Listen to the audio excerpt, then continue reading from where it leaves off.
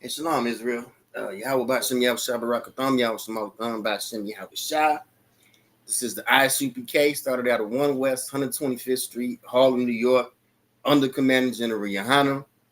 We teach that so-called blacks, Hispanics, and North American Indians are the chosen people of God, the biblical 12 tribes of Israel.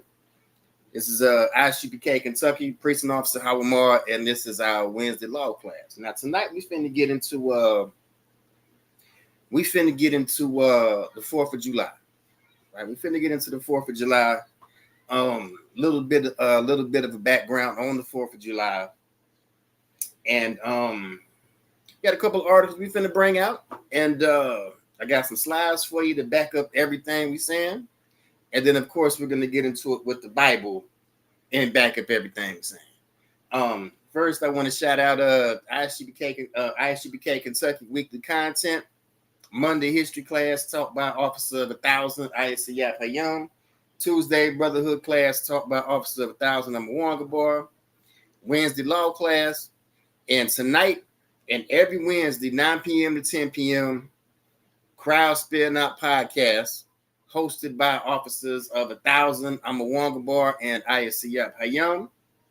And come get the biblical breakdown of all of the viral videos going around the internet. All right, come get the biblical solution, the biblical answer to all of these viral videos going down across the internet. Saturday, Sabbath service taught by Officer of 1,000 Asana Quash, and every other Sunday, which you ain't learning history class. Now, if you missed last Sunday, which you ain't learning history class, episode 31, I went into the truth about Juneteenth. If you ain't get a chance to check it out, man, go ahead and check it out. Last Sunday, which you ain't learning history class, episode 31, the truth behind Juneteenth. But tonight, let's go ahead and get into it, man. Our oppressor's freedom equals our slavery. We're going to get into the history of 4th of July. Like I said, we got a couple of articles for you and some slides, and we're going to get into it with the Bible. But the first article here, it says, I'm a Black American. Here's why I'm not celebrating the 4th. It reads, the ugly truths hidden within the fabric of America's legacy are why I'm not celebrating the 4th and never will. When I was growing up in the 70s, I didn't learn the full truth about America's history from my teachers. Back then, you only got bits and pieces of America's past. Again, that's why you got that's why I got a shameless plug, man. Shout out what you ain't learning history class, and come get the real history wasn't taught to you in school. All right. It wasn't until college that I became more informed. When the Declaration of Independence was signed, many Black people were still enslaved, and they continued to be used as property for the gain of plantation owners for many years afterwards. Now, the Declaration of Independence was declared in 1776. All right, and we should all know that the Emancipation Proclamation wasn't until 1865. All right, the Emancipation Proclamation wasn't until 1865. So we have a full 89 years. The slavery continued in America even after the Declaration of Independence. All right, so it's the 4th of July. We should know is not representative of independence or freedom when it comes to Black, Hispanic, or North American Indian. All right, it says, when you think of how those in power controlled and manipulated the mindsets of enslaved for material gain, it's sickening and disheartening. So while the government said that all men were created equal, the reality was that the state of the nation was only being changed for certain people. Now, when it says that all men are created equal, it's only talking about all of our oppressors. All right. When it says all men are created equal, they didn't have so-called Black, Hispanic, or North American Indians involved. All right. They did not have so-called Black, Hispanic, or North American Indians in mind when they said all men are created equal. It says, for that reason, the 4th of July has always been complicated for me, and its history is exactly why I'm not celebrating the 4th of July this year or any other. Learning about history, especially the history of America, has made a lasting impression and changed how I celebrate holidays. While I can't pinpoint the exact time that I came to the realization that America's Independence Day was not my own, I do recall reading Frederick Douglass's speech that he gave on the 5th of July one year, and it definitely resonated with me. So again, this sister here is talking about knowing the little bit of American history she does, and just knowing that little bit of American history, knowing that slavery continued in America 89 years after the Declaration after the Declaration of Independence was enough for her to not even want to recognize the 4th of July anymore. It says, I was able to immediately identify that the freedom he was discussing back then did not necessarily extend to people who look like me today. After reading the speech, the disparities between the black and white experience have lingered in my mind. Even as a child, I remember July 4th as being a holiday that did not carry much weight. We all just enjoyed the day off, had wonderful barbecues, and watched the fireworks. Now we're going to get into the history of fireworks and barbecue here in a minute. All right, after completing law school and becoming a mother, my perspective changed altogether. While I used to support and go along with all the traditions associated with the American flag, the Star-Spangled Banner, and traditional American festivities, now I no longer find the holiday of any real value to me and my family. And again, of course, it shouldn't have any real value to anybody who's Black, Hispanic, or North American Indian, because again, the Emancipation Declaration wasn't signed off until 89 years after the Declaration of Independence. It says, when I think of the racist lyrics to the 3rd verse of the Star-Spangled Banner, which states, no refuge can save the hireling and slave from the terror of flight or the gloom of the grave, and the Star-Spangled Banner in triumph we wave over the land of the free, the home of the brave. I can't associate with any of those ideals. So it's talking about slavery in the lyrics of the damn song. It's talking about slavery in the lyrics of the song.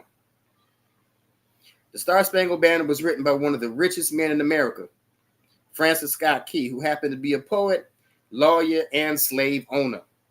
Celebrating violence against enslaved people is disturbing, and it's embedded within our national anthem. Whether we choose to sing it or not, it is still symbolic of the larger problem we have with racism in the United States. All right. And racism, like she said, racism is woven into the fabric of this country. All right. Racism is woven into the fabric of this country. Biblically, the beef between us and our oppressor goes all the way back to Jacob and Esau. All right. The Bible says that Jacob and Esau fought in the womb. All right. So we've been fighting with our enemy from the very beginning. All right. We've been fighting with our enemy since the beginning. And the Bible also says that Esau has a perpetual hatred for Jacob. All right, let's walk this now. It says, as a lawyer, I feel very comfortable in my decision not to celebrate the 4th of July. From a legal standpoint, I'm aware that the country had to start somewhere. Starting with independence and establishing this government made it so that there are elections and an election process. And today, I do believe that America really does try to adhere to an election process. I see that this country strives to make things better in society with laws. And while we have been able to change things, the situation is far from resolved. But we're gonna go ahead and drop this. And let's get into the next article on 4th of July.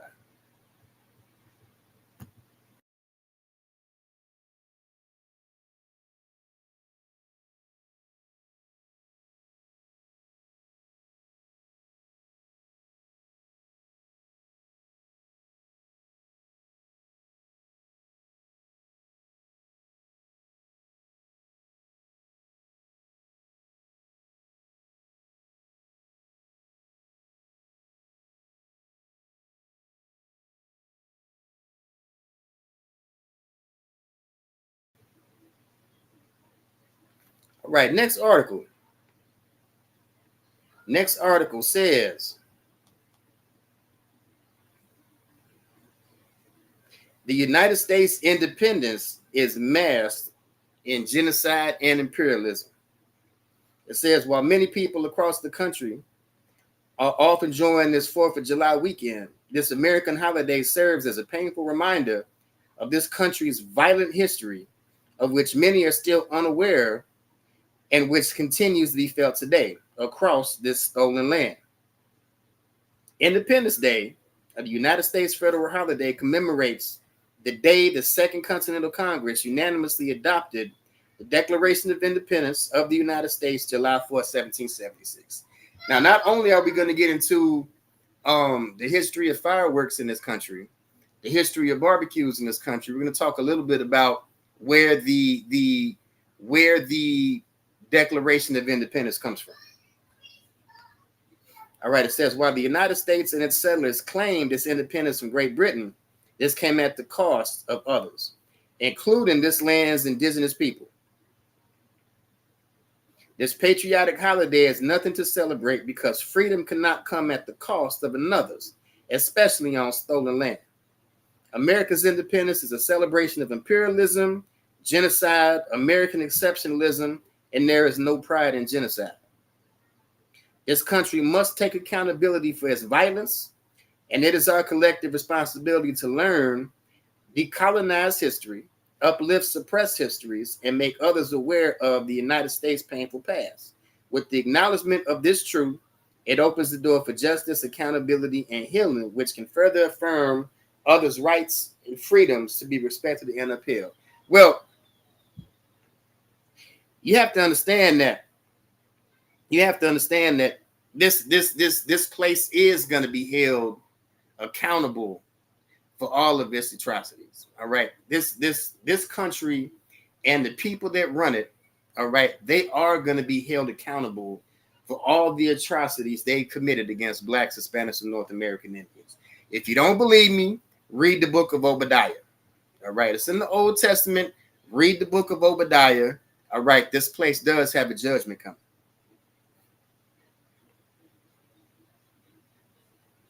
All right, it says, freedom cannot exist on stolen land, especially where the theft of lands continues centuries later. As seen with the recent example of the Wampanoag, where Trump ordered 321 acres of land out of federal trust in 2020. With this decision has since been overturned, the fact that indigenous lands are still being removed from indigenous hands illuminates the truth that this country's foundation is built on stolen land, and to maintain that foundation, the cycle of violence and theft must continue. All right, you ever wonder why we say the white man is the devil that the Bible speaks of? You ever wonder why we talk about how Donald Trump is a racist? All right, it's right here. It says in 2020, Trump ordered 321 acres of land out of federal trust. All right. Land theft of the indigenous people of the Americas is still taking place today. All right. And Donald Trump ordered it back in 2020. All right. A part of this foundation includes racist text within the Declaration of Independence itself. In the list of grievances in the Declaration, it is shared why settlers needed to separate from Great Britain and establish its own nation. He has excited domestic insurrections among us and has endeavored to bring on the inhabitants of our frontiers the merciless Indian savages, whose known rule of warfare is undistinguished destruction of all ages, sexes, and conditions. All right. In the Declaration of Independence, it refers to indigenous people as savages. All right. In the damn document where it says all men are created equal, it's referring to indigenous people of North America as savages.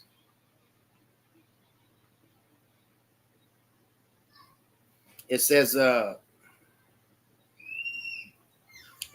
theft of Indian land and the theft of Black labor in the form of slavery. This is fundamental. Those two thefts were coded racially, and there's no getting around it.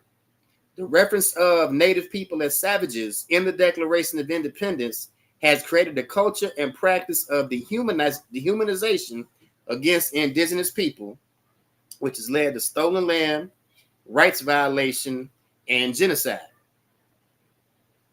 It says when settlers arrived on Turtle Island, now Turtle Island is an old name for the Americas. They did not know how to live. Indigenous people on the East Coast welcomed settlers, housed them, fed them, and taught them our ways to live in relationship with the land to ensure survival. Indigenous people saved settlers from famine and harsh winters. One of many notable acts of generosity comes from the Oneida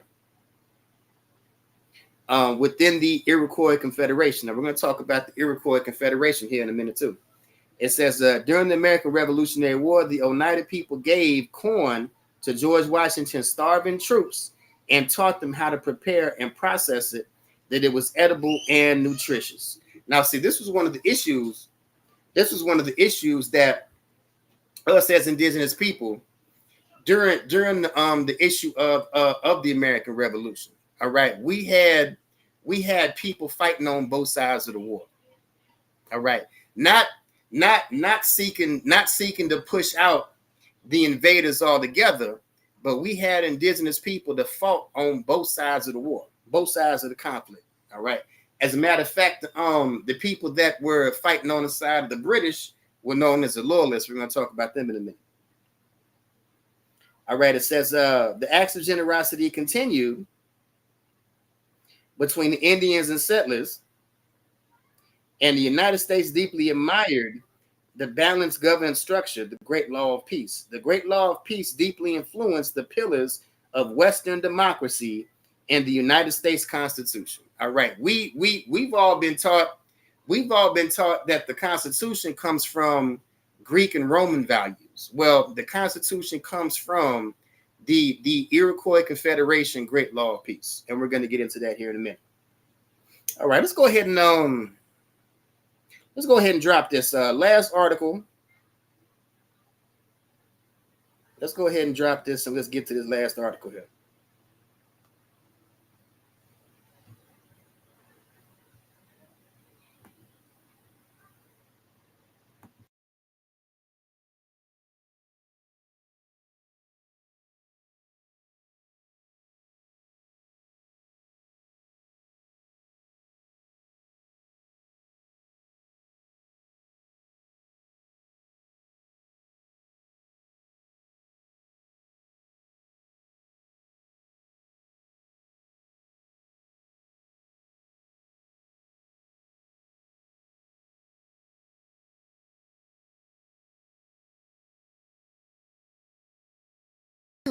Of using adopted Black children as slaves. All right, last article before we get into it with the slides and the Bible. West Virginia couple accused of using adopted Black children as slaves. All right, these are the people that you want to celebrate with. These are the people that you invite to the cookout. All right, West Virginia couple accused of using adopted Black children as slaves, judge said. I thought all men were created equal. I thought the 4th of July was about freedom and independence. All right, West Virginia couple accused of using adopted Black children as slaves. And these are the people that you want to invite to the cookout. All right, these are the people that you look up to and admire. So much so that I swear to God, I'm gonna see Black and Hispanic people with American flag short sets on and American flag Air Force Ones, because this day is supposed to be about freedom and independence. Well, West Virginia couple accused of using adopted Black children as slaves. Let's walk it down. Let's walk it down. And let's get the truth about our oppressor here. All right, a couple arrested after some of their adopted children were found locked in a shed in their West Virginia home, set for trial this year on charges that judge said involved their use as slaves. All right. When we tell you that the white man is the devil that the Bible speaks of, all right, you better have an open ear to it.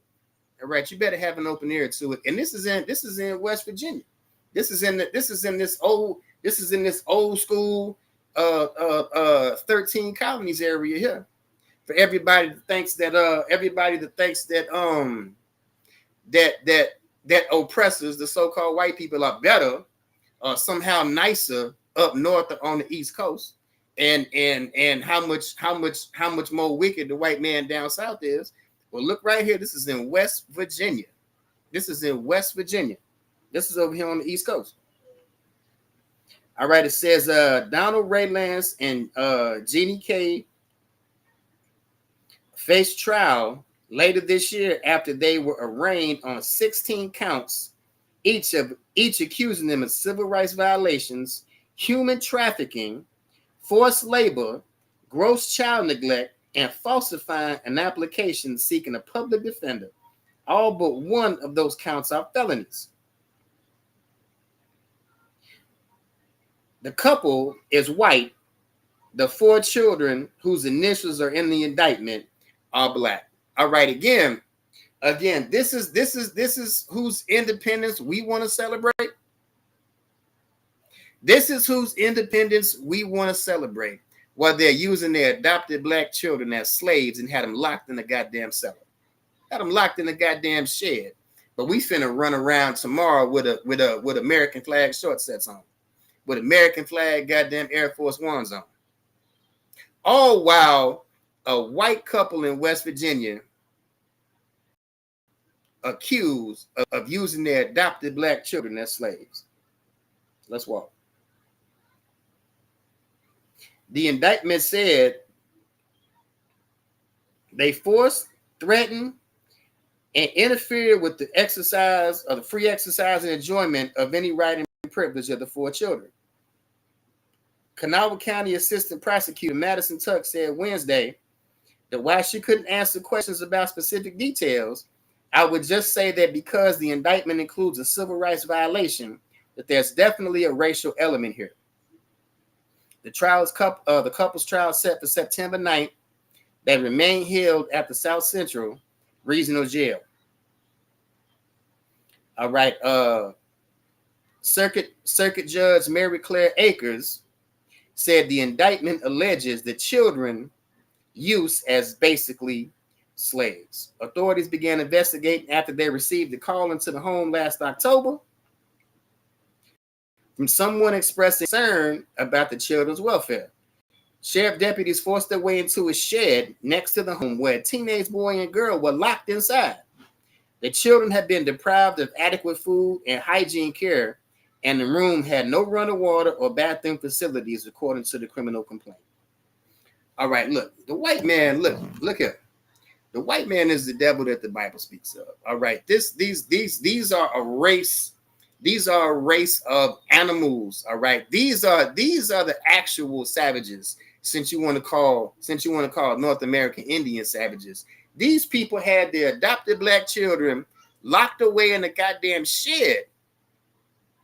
Right, locked away in the goddamn shed and used as slaves. Again, these are the people that you want to celebrate. You actually believe when they said all men are created equal? Man, come on, man. The hell on. Let's go ahead and drop this. I can't read no more of this article here, man. Let's go ahead and drop this. Let's get into it with the slides, and we'll get into it with the Bible.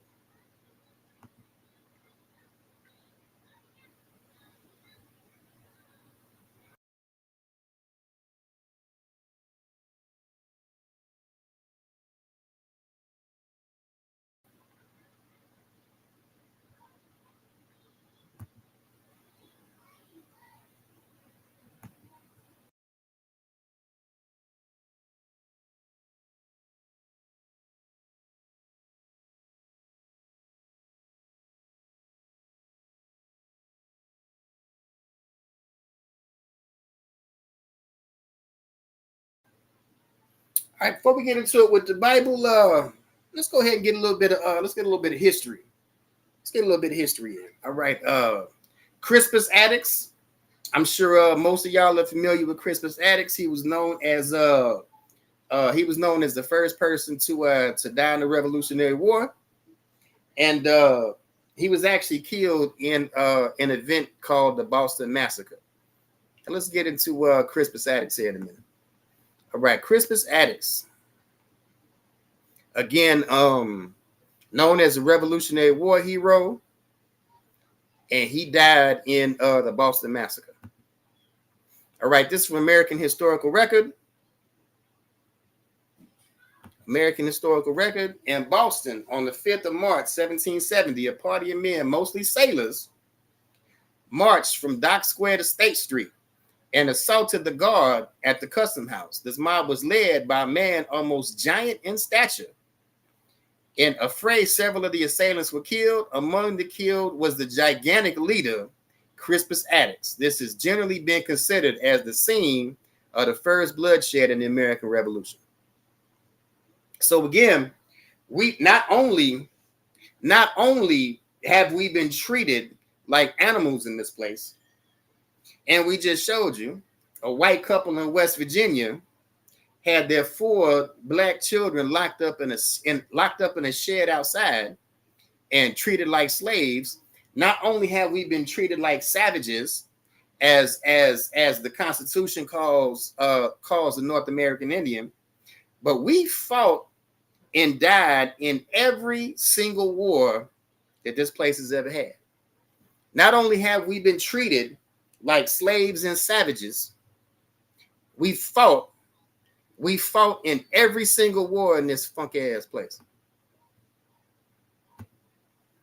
All right, who was Crispus Attucks? By the testimony of the witnesses given at the trial in November 1770, he is called the mulatto. I believe grave doubts can be thrown on this assumption, and that the weight of carefully examined testimony will prove that he was a Massachusetts Indian.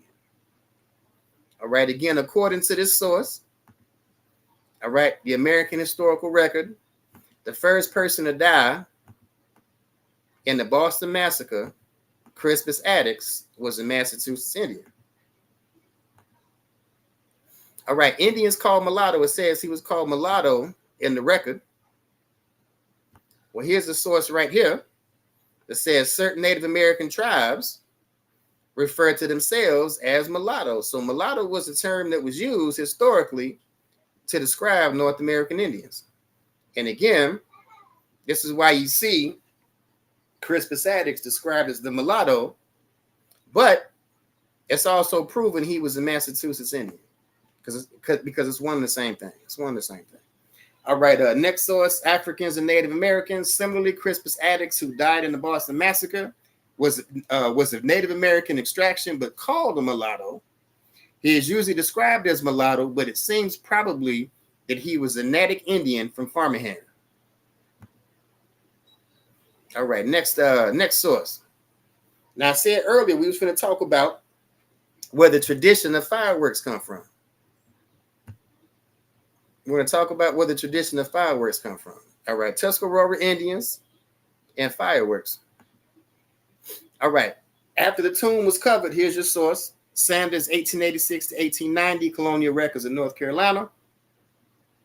After the tomb was covered, I noticed something which passed the imagination, in which I should not believe, had I not seen it with my own eyes. From the tomb arose a little flaming fire, like a big candlelight, which went straight up in the air and noiselessly went straight over the cabin at the deceased window, and thence further across the big swamp above a mile road. It finally vanished from sight in the woods. At that sight, I have way to my surprise and asked what it meant, but the Indians laughed at me as if I ought to have known that this was no rarity among them. All right.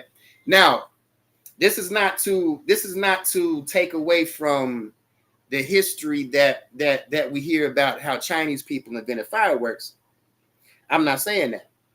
I'm not saying they did or they didn't. But what I'm saying is that this particular white man learned about fireworks from the Tuscarora Indians. Tuscarora Indians in North Carolina.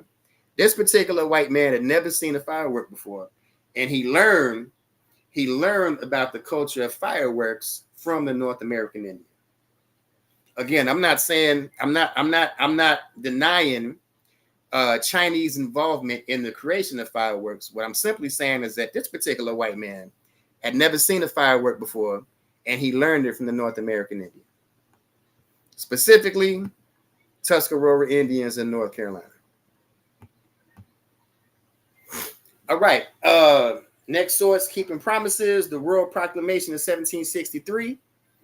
The proclamation line of 1763, issued by George III, forbade settlers from settling west of the Appalachians in an effort to limit conflict between settlers and Indians who supported the British. Now, again, like I said earlier, we had Indians that fought on both sides of the war. All right, fought on both sides of the conflict. But the proclamation line, sidebar, was actually held by a descendant of King James. But anyway, west of the Appalachians, George III forbade settlers from settling west of the Appalachians in an effort to limit conflict between the settlers and Indians who supported the British. See, the thing with the British never intended on staying. All right, the British was cool. The British was cool with just setting up a trade agreement with the indigenous people. All right, but when the colonists got here, when these criminals and these invaders got here, and they saw what we had going on here, they said, hell no, we ain't leaving, we staying. Not only are we staying, we finna go to war with anybody that says we got to get out. Because again, the British was cool with just setting up a trade agreement. But the colonists, as soon as they seen what we had going on, as soon as they seen the beauty of this place, they said, no, we ain't leaving. We ain't leaving. We'll go to war about it. All right. When the American Revolution broke out, the settlers in Cherokee Territory decided that British law no longer applied. In May of 1776, a coalition of northern tribes called the Loyalists allied with the British. So again, the British held that line, and the man responsible for holding that line to make sure that settlers didn't cross the Appalachians was a descendant of King James. Anyway, these settlers, they decided that the British law didn't apply since we was at war, so they encroached on Cherokee territory, and since the British somewhat did their part to protect Cherokee territory, we had a group of northern tribes called the Loyalists that allied with the British.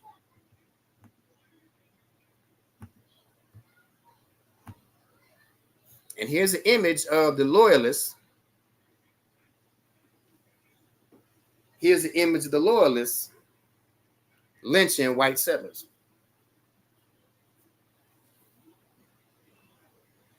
Now, have any of y'all ever seen this image in your history books in school coming up?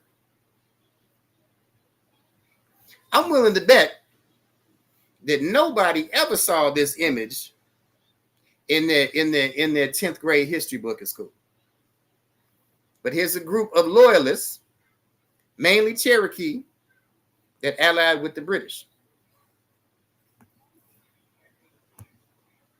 All right, the Chickamauga Wars was a series of battles, ambushes, and massacres staged by white Scottish-Irish militias and settlers against the Indians who were under Chief Dragon Canoe in Kentucky, the Carolinas, Tennessee, and Georgia during and after the Revolutionary War. Now, you see, after America gained its independence from the British, we still continue to be at war with the colonists.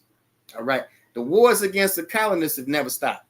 Even after peace was settled on between America and the British, we continue to go to war with these people. All right, it said Chickamauga Wars were a series of battles, ambushes, and massacres staged by white Scottish-Irish militias and settlers against the Indians who were under Chief Dragon Canoe in Kentucky, the Carolinas, Tennessee, and Georgia during and after the Revolutionary War. Here's a picture of the brother right here. Now, again, we've always been treated like animals by our oppressor. All right. We've always been treated like animals by our oppressor. This is what the white man called. This is what the white man called Chief Dragon Canoe. The white man called him the savage Napoleon. The white man called this brother here the savage Napoleon. And we just read an article about a white couple in West Virginia who had their 4 adopted black children locked up in a cellar. All right, locked up in a goddamn shed and treated like slaves. All right. These people are going to get everything that the book of Obadiah says they got coming to them. All right. If I may, check out the book of Obadiah on your own time, and you're going to see how our oppressor is going to end up. Everything he's ever done to blacks, Hispanics, or North American Indians, he's gonna get back times 10, believe me. Read the book of Obadiah. All right, Andrew Williamson served in the South Carolina militia. He led numerous campaigns against the Loyalists. He attacked Indian lands across Tennessee and the Carolinas. As a result of his Indian campaign, the Cherokee ceded more than 1 million acres in the Carolinas. All right, this is how, here's your source, The Man of Blood, Cherokee War, 1776. This is how our oppressor got the Carolinas. All right. Went to war with the indigenous people of the Carolinas. All right. This is how our oppressor got the Carolinas. All right. Next source, Washington and his generals, Legends of the Revolution. All right. Page 196. It calls Benedict Arnold. You know, Benedict Arnold is known as the traitor. He calls Benedict Arnold swarthy complexion and compares him to the Hebrew giant Samson. All right, this might be a little too small to read, but this is Washington and the Generals, Legends of the Revolution. All right, check it out. Page 196, the book calls Benedict Arnold a swarthy complexion and compares him to the Hebrew giant Samson. So not only is it calling Benedict Arnold black, but it's also calling Benedict Arnold a Hebrew. Now, why on earth would a book be calling black people the Hebrews? That's the question. That's a question. Why would a book about the American Revolution be referring to black people as Hebrews? Again, the word swarthy just means black. All right, the Constitution. The Constitution. All right, Iroquois Great Law of Peace, the Iroquois Confederacy founded by the Great Peacemaker in 1142 is the oldest living democracy on earth. Source Encyclopedia Britannica. This is where our oppressor gets his Constitution from. All right, the oldest living democracy on earth. It doesn't come from the Greeks and Romans. All right, it comes from the Iroquois Confederation. Here's your source. All right, 1988, the U.S. Senate paid tribute to the revolution that said the confederation of the original 13 colonies into one republic was influenced by the political system developed by the Iroquois Confederation.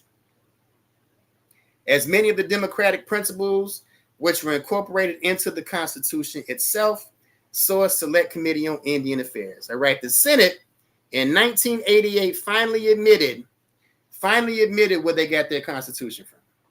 All right, our oppressor's Constitution doesn't come from Greece and Rome. Our oppressor's Constitution comes from the Iroquois Indians of North America. All right, our brothers and sisters, the tribe of Gad, the North American Indian, this is where our oppressor gets his Constitution from.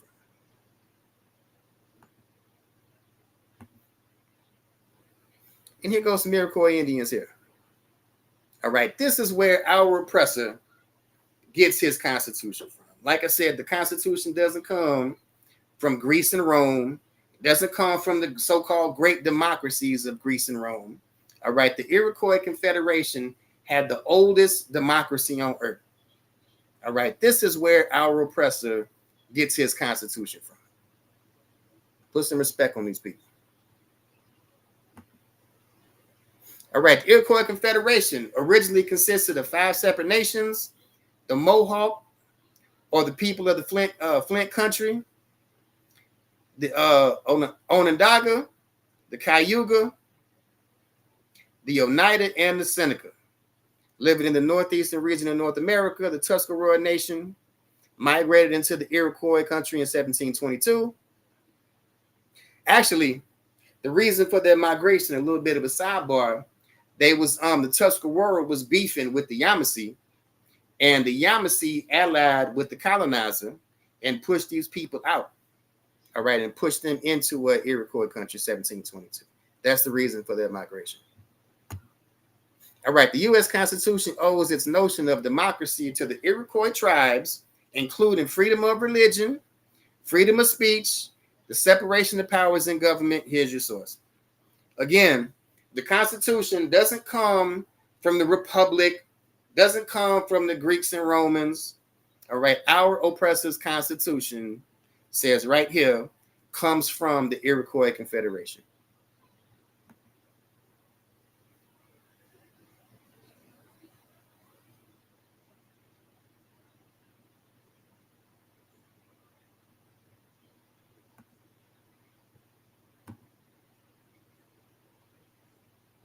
All right, the Iroquois League Articles of Confederation in the Constitution, in contradiction to the mainstream, is a revisionist school that gives much of the credit to the American Indians. The revisionists believe that the Iroquois Indians, their forgotten founders, terms them, significantly influenced the joining together of the 13 colonies in 1776, the writing of the Articles of Confederation, and the construction of the federal system of government. Although the Iroquois influence thesis lacks the persuasive power of the mainstream, it has been widely propagated and, for that reason alone, deserves serious critical examination. So look, everybody knows this. Everybody in academia knows this. Everybody in academia knows this, but it's not taught in schools. Everybody in academia knows it, but it's not taught in schools.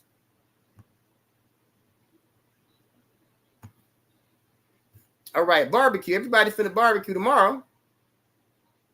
Everybody finna barbecue tomorrow. But barbecue comes from the American Indians. All right, Native Americans cook fish and engraven from a brief and true report of the Newfoundland of Virginia, Thomas Harriot, 1590. All right, the origin of barbecue comes from the Americas. So we talked about our oppressor learning about fireworks from the American Indian, learning about barbecue from the American Indian. These people don't cook and season their food. All right. These people don't cook and season their goddamn food. All right. So the idea of fireworks, they learn from the indigenous people. Barbecue, they learn from the indigenous people, and they get their constitution from the indigenous people. All right. This is the truth. This is the truth about 4th of July. But they want to treat us. They want to treat us like we're savages. Like I said, we just read an article. About a white couple in West Virginia that had their adopted black children locked away in a shed. All right, barbecue originated with the native peoples in the Americas. The author noted that the Indians of Chesapeake Bay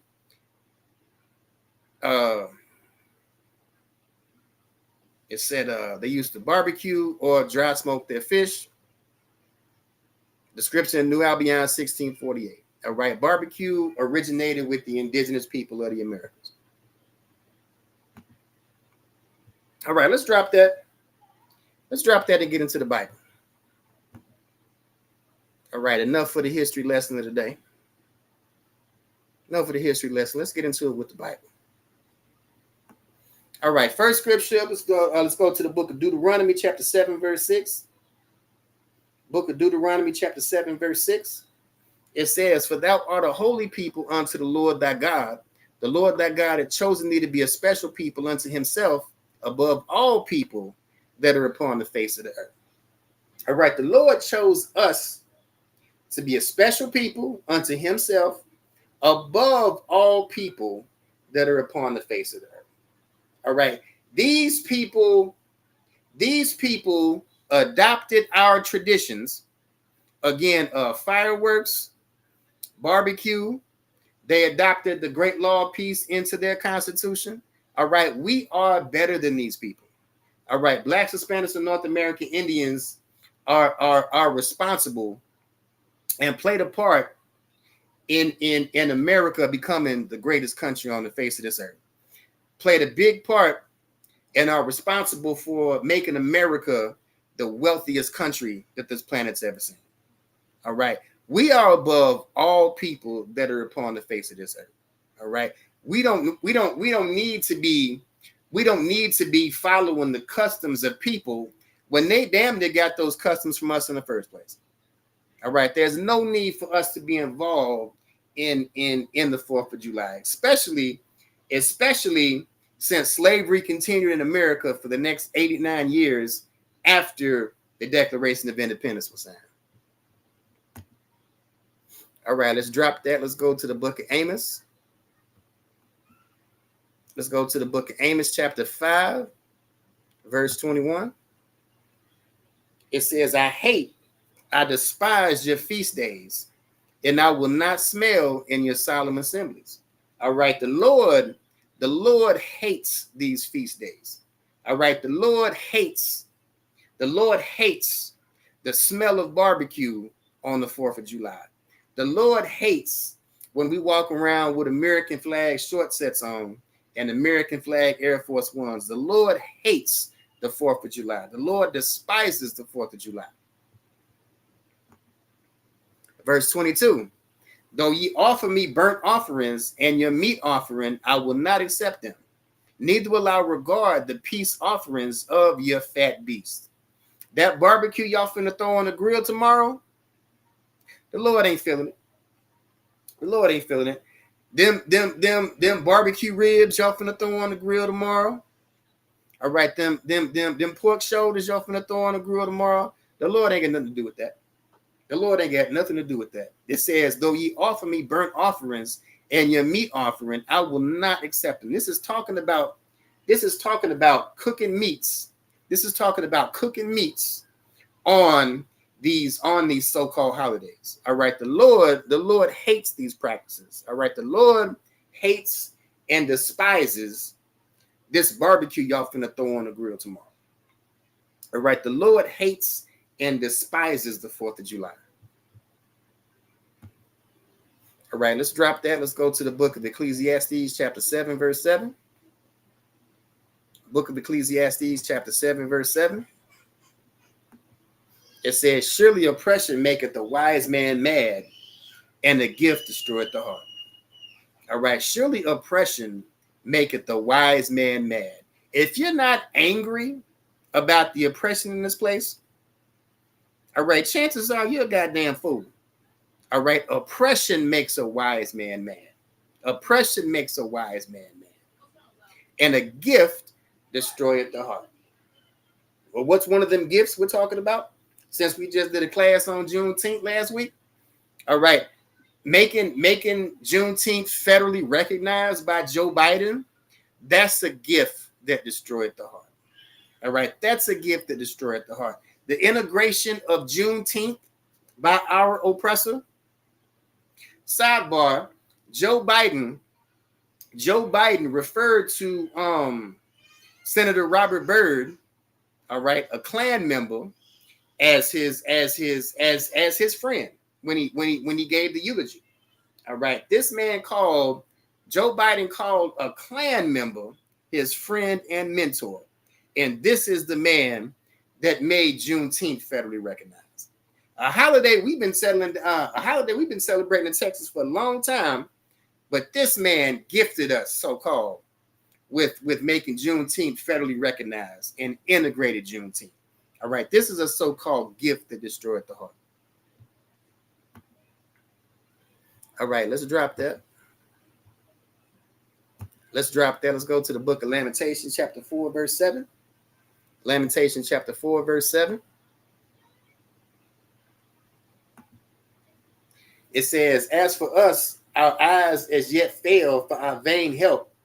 In our watching, we have watched for a nation that could not save us. All right, it says, our eyes yet fail for our vain help. When it says vain, it's saying useless. All right. When it's saying vain, it says useless. And it says we watched for a nation that could not save us. Did anybody watch the debate between Trump and Biden? Did anybody hear how Joe Biden sounded like a blithering idiot?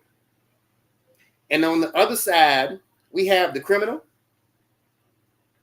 We have the criminal that said grab him by the box on one side.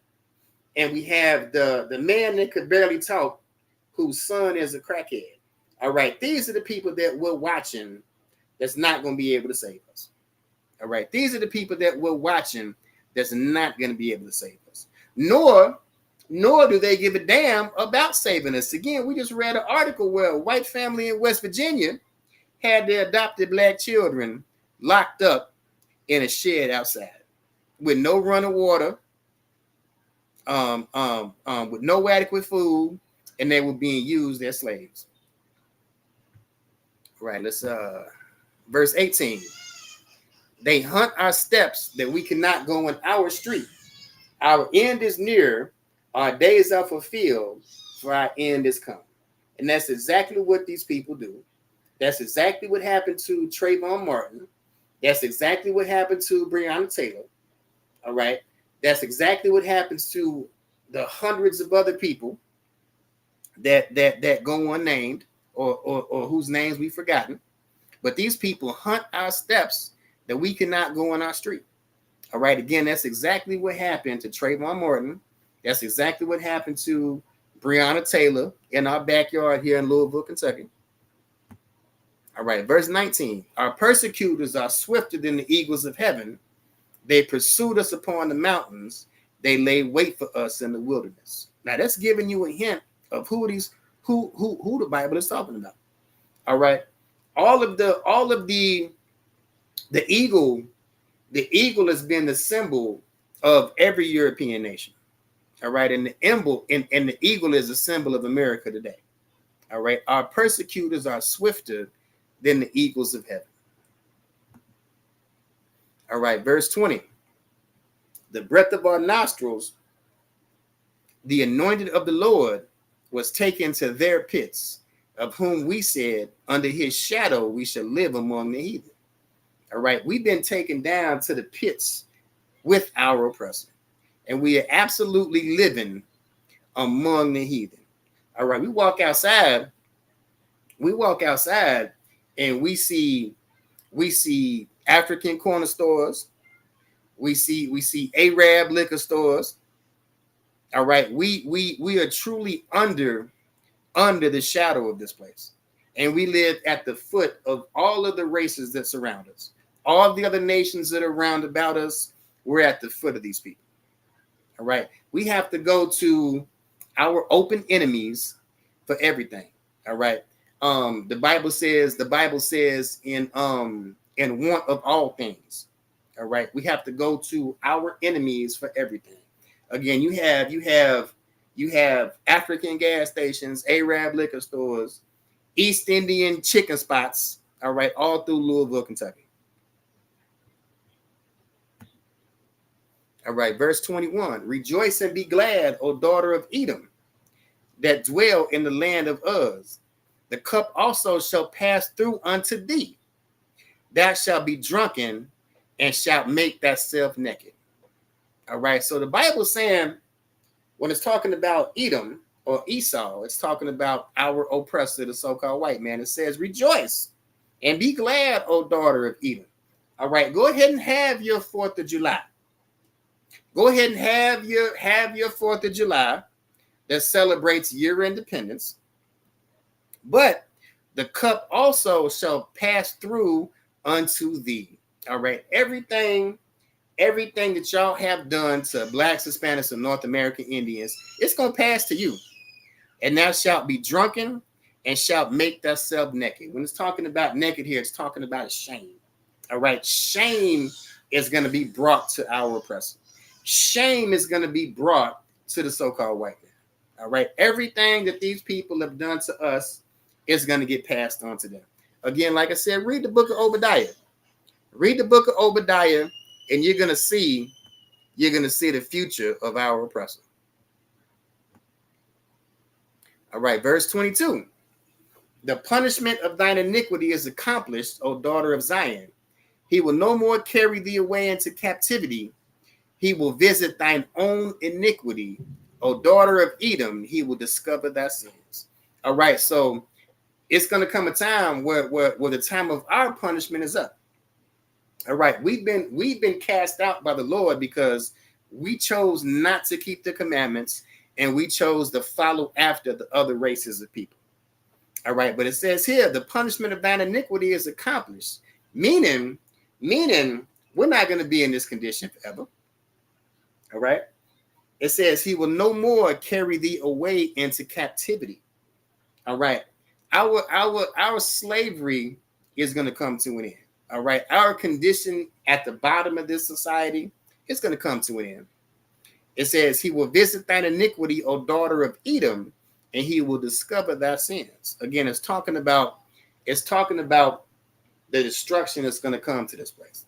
It's talking about the end game of our oppressor. It's talking about it's talking about his eventual punishment. All right. The Bible says Esau is the end of the world, and Jacob the beginning. Something like that, to paraphrase. Esau is the end of the world, and Jacob and Jacob's gonna follow it. All right. The time for this man's rule is at an end, and it should be evident. It should be evident with the fool that Joe Biden made it himself at his debate with Donald Trump. You should be able to see this place falling right in front of your eyes. Again, we just read a scripture where it said this place can't save us.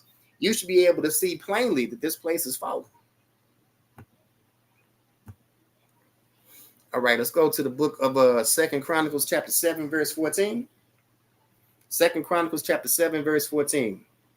If my people which are called by my name shall humble themselves and pray and seek my face and turn from their wicked ways, then I will hear from heaven and forgive their sin and will heal their land. The Bible says, if my people which are called by my name, all right, we're called by the Lord's name. It says, shall humble themselves and pray and seek my face and turn from their wicked ways. These wicked ways are following the customs and traditions of the other races of people, like 4th of July. And it says, and turn from their wicked ways, then I will hear from heaven and forgive their sin and will heal their land. All right, we have to turn back to the Lord, and it says the Lord will forgive our sin and heal our land. All right, and put us back on top as we're meant to be, like Deuteronomy 7 and 6 says. All right, let's drop that. Let's go to the book of Isaiah chapter 45, verse 17. It says, but Israel shall be saved in the Lord with an everlasting salvation. Ye shall not be ashamed nor confounded, world without end. All right, Israel, so-called Blacks, Hispanics, and North American Indians, all right, we're going to be saved in the Lord with an everlasting salvation. It doesn't say anything about any other race of people. It says, Israel shall be saved in the Lord with an everlasting salvation. Ye shall not be ashamed nor confounded, world without end. We're not going to be ashamed to celebrate our own culture. All right. We're not going to be putting on American flag short sets and American flag Air Force Ones and cooking up pork shoulder on the grill on 4th of July anymore. All right. You should not be ashamed nor confounded, world without end. And it says it again in the New Testament, Romans 11:26. And so all Israel shall be saved, as it is written, there shall come out of Zion a deliverer, and shall turn away ungodliness from Jacob. So again, it says all Israel shall be saved. It doesn't say anything about the other races of people, especially our oppressor, the so-called white man, the devil that the Bible speaks of. He's in his heaven right now. He's going to be celebrating his heaven tomorrow. He's going to be celebrating his heaven tomorrow. it says, there shall come out of Zion a deliverer, and shall turn away ungodliness from Jacob. And Jacob is so-called blacks, Hispanics, and North American Indians. All right, let's drop that. Let's go to the book of Numbers, chapter 9, verse 14. And Moses spake unto the children of Israel that they should keep the Passover. All right, the Passover is our independence. The Passover is our freedom. The Passover is a celebration of how the Lord destroyed the Egyptians that had us in slavery. All right, the Passover is about celebrating our independence from Egypt and the destruction of the Egyptians. The same with the Lord is going to do this place. All right, the Lord is going to take us out of another captivity, and this place is going to be destroyed just like the Egyptians were. But it said, Moses spake unto the children of Israel that they should keep the Passover, not the 4th of July, but the Passover. All right, Exodus 12 and 14. Exodus 12 and 14. And this day shall be unto you for a memorial, and ye shall keep it as a feast unto the Lord throughout your generations. Ye shall keep it as a feast by an ordinance forever. All right, this is talking about the Passover. This is talking about the Passover. Again, not the 4th of July. This is talking about the Passover. And this is something we're supposed to keep throughout our generations forever. All right, again, not the 4th of July, not Juneteenth. All right, this right here, the Passover, again, is celebrating our independence and celebrating our freedom from the Egyptians. All right, so before we end the class, all right, I want to shout out the Midwest Fire Weekend. All right, August 1st through the 4th.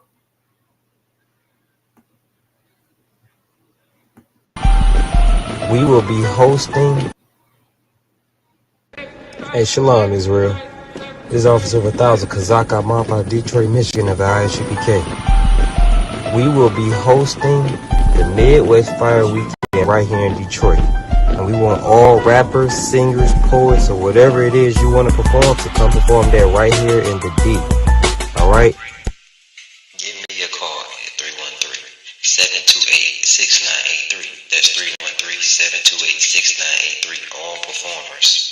Shalom.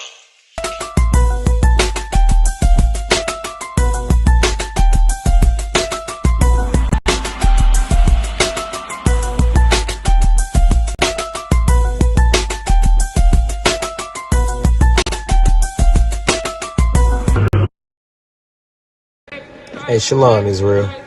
This is Officer 1000 Kazak Amapa, Detroit, Michigan of the ISUPK. We will be hosting the Midwest Fire Weekend right here in Detroit. And we want all rappers, singers, poets, whatever it is you want to come perform there right here in the D. All right?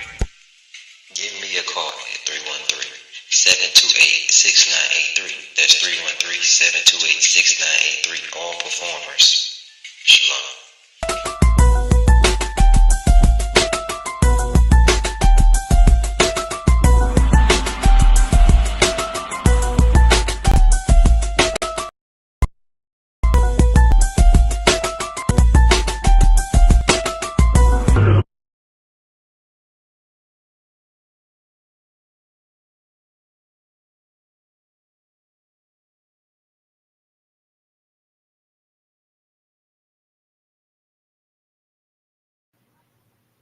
All right, so let's go ahead and read these security announcements. It says, we have the ISUPK started out at 1 West, 125th Street Hall in New York. Rule for new brother or sister: when a new brother or sister comes into the school, they are off limits for 6 months. They're to be saluted only. They're here to share themselves with the world. If they need transportation, the teacher will arrange it. After 6 months, if a brother or sister has interest in a particular person, he or she must get permission from the head to speak to a brother or sister. There is another 6 months in which the brother or sister will court each other. After this 6-month period, the brother and sister will get permission from the head to marry. Tithes, a commandment. Numbers 18:21, Malachi 3:8-10 means the 10th in the Hebrew. 10% of every penny of any increase the Lord gives you. Priest fund, free will offering, not mandatory. Whatsoever amount you would like. Upcoming holy convocations, I believe, is the Feast of First Fruit. With that, we'll go ahead and end the class. Shalom. Yahweh Ba'Shem Yahweh Shai Barakatham. Yahweh Shemal Thum Ba'Shem Yahweh Shai. With that, class dismissed.